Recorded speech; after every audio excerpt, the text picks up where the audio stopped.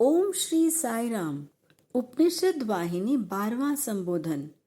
ब्रह्मानुभव उपनिषद। एकमेवाद्वितीयम ब्रह्म, ऐसा श्रुतियां घोषित करती हैं, अर्थात ब्रह्म के अतिरिक्त और कुछ है ही नहीं। अर्थात वह ब्रह्म सभी काल तथा सभी अवस्थाओं में रहने वाला है। छांदोग्य उपनिषद के अनुसार पहले केवल एक सत ही था। इसी प्रकार मांडुक्य उपनिषद में इसे शांतम, शिवम तथा अद्वैतम बताया गया है। इस लोक में जो विवर्त ऊपर ऊपर दिखाई देते हैं, वे ही द्विविध रूप में प्रकट होते हैं। हमें दिखाई देने वाले ये समस्त भिन्न भिन्न रूप हमारी अपनी कल्पना या वासना के फलस्वरूप हैं। दीपक जलाकर देखते ही जैसे सर्प का भ्रम पैदा करने वाली रस्सी का स्पष्ट ज्ञान हो जाता है, वैसे ही द्वंद्व रहित पर ब्रह्म ज्ञान के द्वारा देखने वाले ज्ञानी के लिए प्रपंच संसार का भ्रम नष्ट हो जाता है। द्विविधा में देखना भी भय है, यानी द्विविधा ही भय का कारण है। देखने वाला, सुनने वाला, करने तथा आनंदित होने वाला जब स्वयं एक ही होता है, तब भय कैसे हो सकता है। हम अपनी निद्रा की अवस्था की दशा पर ध्यान दें। जब हम निद्रा के वश में हो जाते हैं, तब सारा प्रपंच लुप्त हो जाता है ना। द्वंद्व का नाश हो जाए तो हमें सर्वत्र एकत्व का ही अनुभव होने लगता है। उस समय हम एक स्वरूपी परमेश्वर में विश्राम करते हैं। इसका प्रत्यक्ष अनुभव परम भक्त तथा ज्ञानी को हो पाता है। सर्वत्र व्याप्त प्राणवायु के जैसे ही चिदाकार भी व्याप्त हैं। सत्य, चित्त, आनंद, परिपूर्ण तथा नित्य, इन पंच गुणों के आधार पर ही परमेश्वर का गुणगान या वर्णन होता है। इन गुणों के आधार पर ही वह प्रकट होता है। सत्य तीनों कालों में रहने वाला है। अपने आप को जानकर स्वयं प्रकाशित हो अन्य पदार्थों को भी प्रकाशित करने वाला ही चित्त है। प्रत्येक को जो परम प्रीतिकार है, वही आनंद है। प्राग भाव, प्रध्वंसवा भाव, अनन्योन्भाव तथा अव्यंता भाव से जो मुक्त है, वही नित्य है। इच्छा रहित जो है, वही परिपूर्ण है। आग को छूने से शीतलता का अनुभव नहीं होता, यानी आग में शीतलता बिल्कुल नहीं होती। यही अत्यंता भाव है, अर्थात शीतलता अग्नि से बिल्कुल दूर रहती है।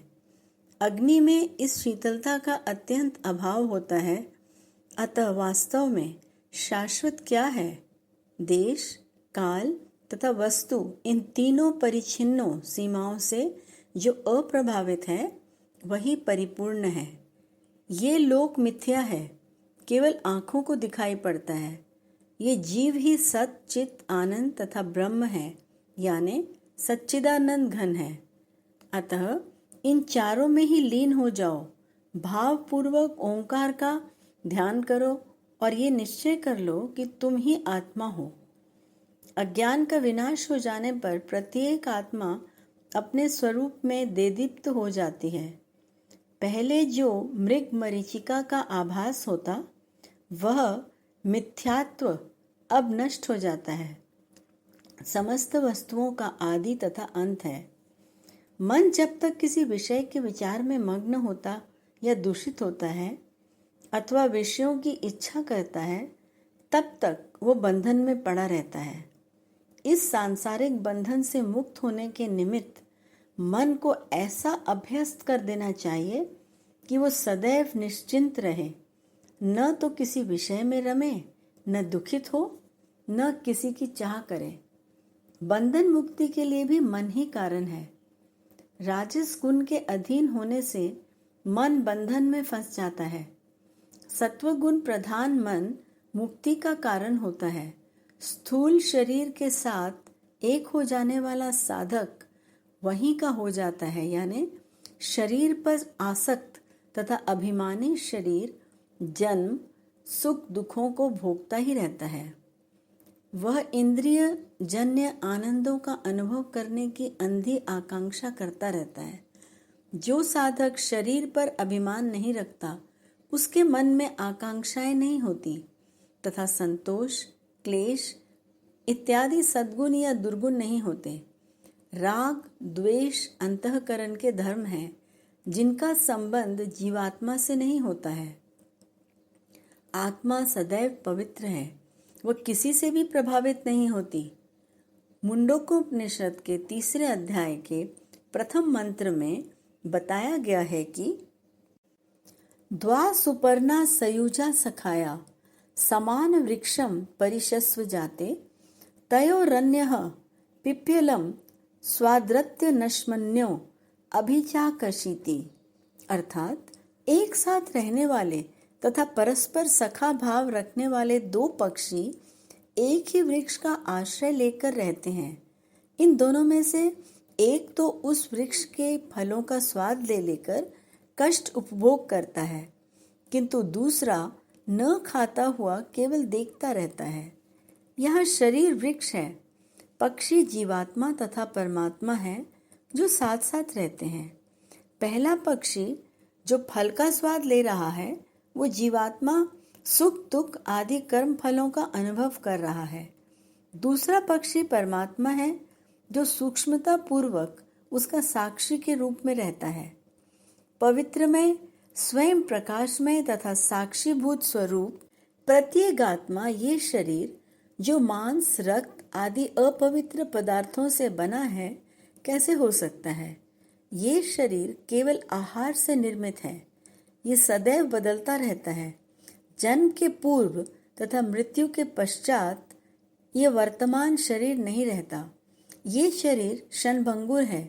परमात्मा रूपी प्राण जब तक इस शरीर में रहता है, तब तक ही मनुष्य जीवित रहता है। यदि वो प्राण अल्प मात्रा में भी शरीर में रहे तो जीवित माना जाता है, परंतु प्राण के चले जाते ही शरीर कटे वृक्ष के जैसा धरा पर गिर जाता है। अतः शरीर को ही प्रधान मानकर ये न निश्चित कर लेना चाहिए कि इस शरीर का पोषण रक्षण ही सब कुछ है। मनोवृत्तियों का जो साक्षी है तथा अमित आनंद देने वाला है, उस आत्मा में ही लीन होना चाहिए। जिस स्थिति में संकल्प विकल्प आदि नहीं होते, वही योगावस्था है, वही योग है। मन के सक्षित्व में स्वाधीन जीवात्मा तथा परमात्मा का समभाव ही योग है। योग साधन में जीवात्मा परमात्मा में मिल जाता है। योग से सब प्रकार की बाधाओं का तथा कष्टों का निवारण हो जाता है। जो साधक निश्चलता पूर्वक तथा दृढ़ाभिमान पूर्वक योग का अभ्यास करता है तथा तीव्र वैराग्य की वृद्धि करता है तथा विमुक्ति की इच्छा से सकल कष्टों को झेल लेता है, उसे योग में विजय अवश्य मिलती है।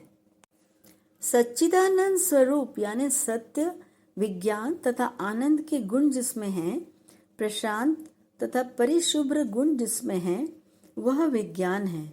विज्ञान माने प्रत्यक्ष अनुभव किए जाने वाला ज्ञान। हमारी वर्तमान भाषाओं में विज्ञान का तात्पर्य भौतिक आदि विज्ञान से है। स्वरूप में कामनाएं नहीं होती। स्वयं प्रकाश तथा परिशुभ्र परमात्मा में कामनाएं कैसे हो सकती हैं? मन कामनाओं की गठरी है। कामनाएं ही मन को अपवित्र करती हैं। वासनाओं को निर्मल करना ही मन को निर्मल करना है। कुछ दिनों तक एकांत में रहे तो मनोनाश हो जाता है। इसलिए योगी गुफा में रहकर तपस्या करते हैं। कामनाएं 2 प्रकार की होती हैं, शुभ तथा अशुभ, अर्थात पवित्र तथा अपवित्र। पवित्र वासनाओं से मोक्ष की प्राप्ति शीघ्र ही हो जाती है। जब ध्यान, सत्कर्म, दान, धर्म, निस्वार्थ सेवा, क्षमा, दया इत्यादि पवित्र कामनार्थ हैं। क्रोध, हिंसा, काम, दुराशा, स्वार्थ आदि अपवित्र कामनाएं हैं। जैसे हाथ के कांटे से पैर का कांटा निकाला जाता है तथा निकाल देने पर उन दोनों कांटों को फेंक दिया जाता है, वैसे ही अपवित्र वासनाओं को पवित्र वासनाओं द्वारा निकालकर पश्चात उस अपवित्र वासनाओं के साथ ही साथ इन पवित्र वासनाओं को भी निर्मूल कर देना चाहिए, क्योंकि मोक्ष को साधने में पवित्र वासनाएं भी बाधक बनती हैं। ये पवित्र वासनाएं भी अनेक जन्मों का कारण बनती हैं। अतः जीवन मुक्त को अपने पवित्र वासनाओं का भी निर्मूलन कर देना चाहिए। जीवन मुक्त में इंद्रियानंद की तृष्णा तथा मोह आत्म साक्षात्कार से जली रस्सी के जैसे प्रभावीन हो लुप्त हो जाती है। जली हुई रस्सी से कोई चीज बांधी नहीं जा सकती। ऐसे ज्ञानी के लिए कोई भी वस्तु प्रिय नहीं होती है।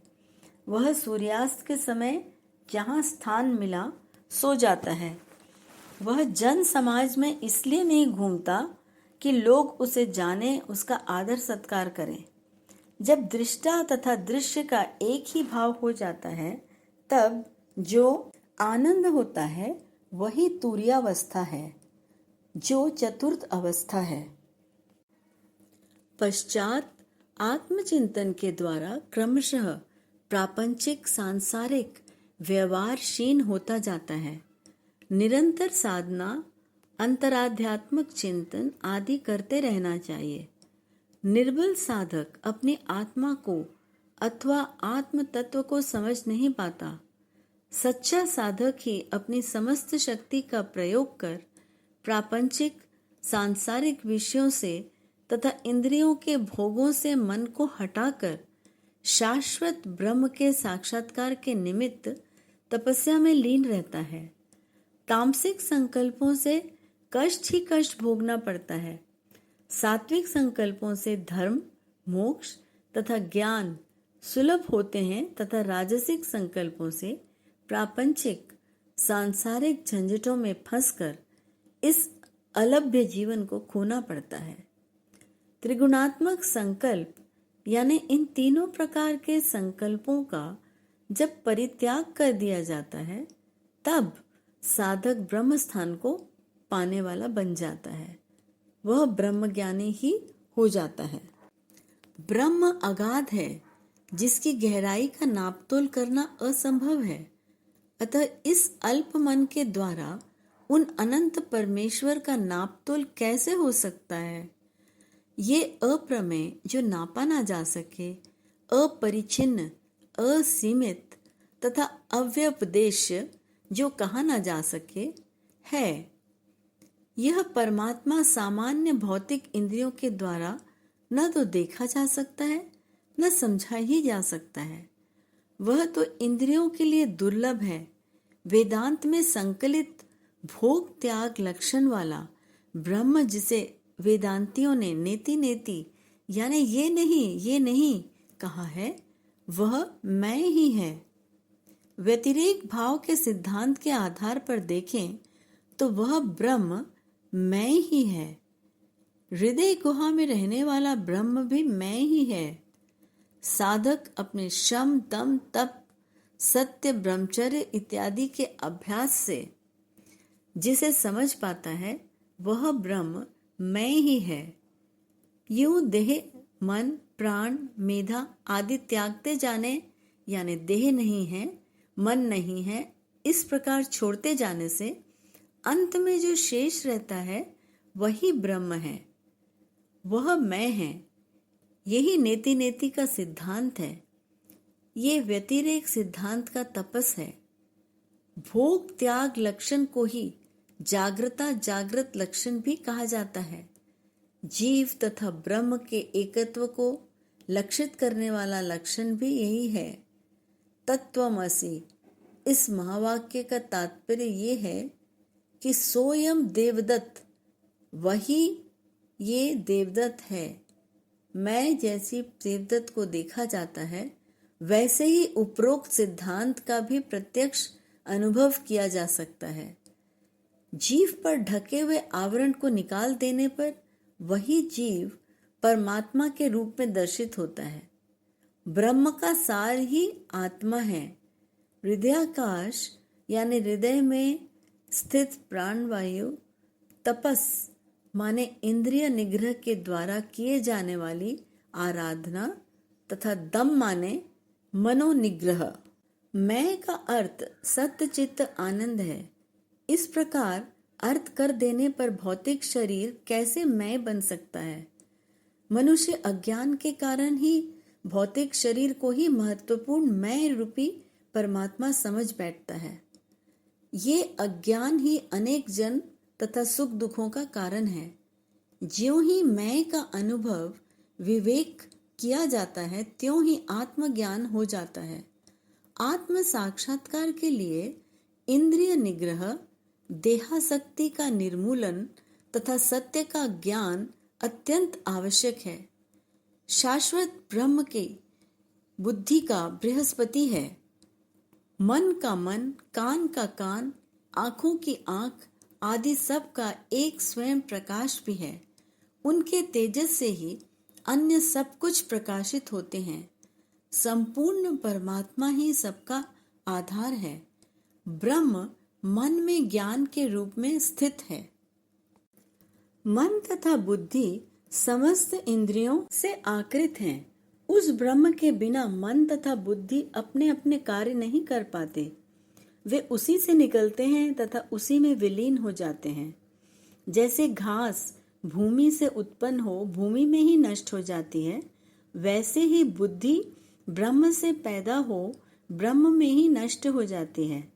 जैसे लोहे को आग में रखने से वह आग का ही रूप गुण धारण करता है तथा आग से निकलकर जल में रखने से जल के ही संगति से ठंडा पड़ कांतिहीन हो जाता है, वैसे ही ज्ञान स्वरूपी परब्रह्म के संगति में बुद्धि भी ज्ञानमयी हो जाती है।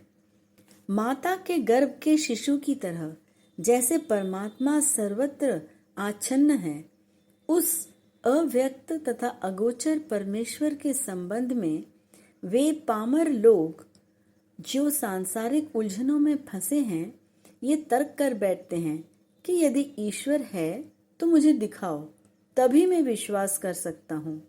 लेकिन ये असंभव है। भौतिक चक्षुओं से सूक्ष्माति सूक्ष्म परमेश्वर को देखना संभव नहीं हो सकता। अणुओं की क्रियाओं के अवलोकन के लिए भी तो अत्यंत शक्तिशाली सूक्ष्मदर्शिनी माइक्रोस्कोप की सहायता की आवश्यकता होती है ना। वैसे ही परमात्मा को देखने के लिए ज्ञान चक्षु या प्राण चक्षु की अत्यंत आवश्यकता है। इसके द्वारा ही उसे देखा जा सकता है।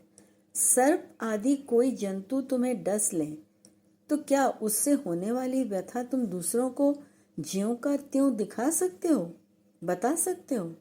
जो मिठाई तुम खाते हो उसकी मिठास क्या दूसरों को बता सकते हो?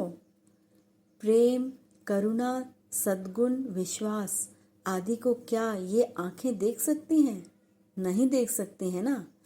जो प्रेम हृदय में है उसे क्रियाकलापों में संकेत से, कथन या मुख की आकृति के द्वारा बाहर व्यक्त करने पर ही कोई ये अनुमान कर सकता है कि यह व्यक्ति प्रेम करता है। इसी प्रकार दिव्य ब्रह्म है कि नहीं, इस सत्य को समझने के लिए उस ब्रह्म की सृष्टि कलाप पर दृष्टिपात कर विचार करना पड़ता है। अतः सृष्टि, दिव्य ज्ञान, दैवी संपदा, प्राकृतिक सौंदर्य आदि के आधार पर सृष्टिकर्ता का श्रेष्ठत्व समझ लिया जाता है तथा उसकी खोज कर परिचय प्राप्त किया जाता है। ये केवल ज्ञान चक्षु अथवा प्रेम चक्षु से ही समझा जा सकता है। अतः ज्ञान चक्षु अथवा प्रेम चक्षु को प्राप्त करने के लिए प्रयत्न करना चाहिए। तभी सर्वत्र अति सूक्ष्म रूप में रहने वाले शाश्वत ब्रह्म का दर्शन किया जा सकता है। जैसे ईख के रस में शक्कर व्याप्त है तथा शक्कर में मिठास व्याप्त है, वैसे ही परमात्मा इस संसार में सर्वत्र व्याप्त है। परमात्मा ही प्रत्येक प्राणी की अंतरात्मा है जो सर्वत्र व्याप्त रहने के गुण से युक्त है। इसी कारण उसे जान लेना कठिन है। आत्मा रूप रहित अमृत है। ये अतनु यानी शरीर रहित है, इसलिए पुरुष कहा जाता है। जब देह का विचार नहीं रहता तब शुद्ध अंतःकरण में लीन होना साध्य हो पाता है। अंतःकरण में लीन हो जाना ही शाश्वतानंद है, उन्नत प्रशांति है। इस अवस्था में उत्कृष्ट विज्ञान सुलभ हो जाता है। इस अवस्था को प्राप्त हो जाने पर ही साधक जन्म मरण रहित हो विमुक्त हो जाता है। देह शब्द दह धातु से उत्पन्न है। दह का अर्थ होता है जलना। सामान्यतः मरणांतर देह को जलाया जाता है, परंतु ज्ञानी के अनुसार शरीर 3 होते हैं: कारण शरीर, सूक्ष्म शरीर तथा भौतिक शरीर। ज्ञानी लोग इन तीनों शरीरों को हृदय काष्ठ से जला देते हैं, यानी अपने ही आध्यात्मिक, आधि दैविक तथा आधि भौतिक इन तीनों हृदय काष्ठ से अपने कारण शरीर, सूक्ष्म शरीर तथा भौतिक शरीर को अग्नि से भी अधिक जल्दी जला डालते हैं।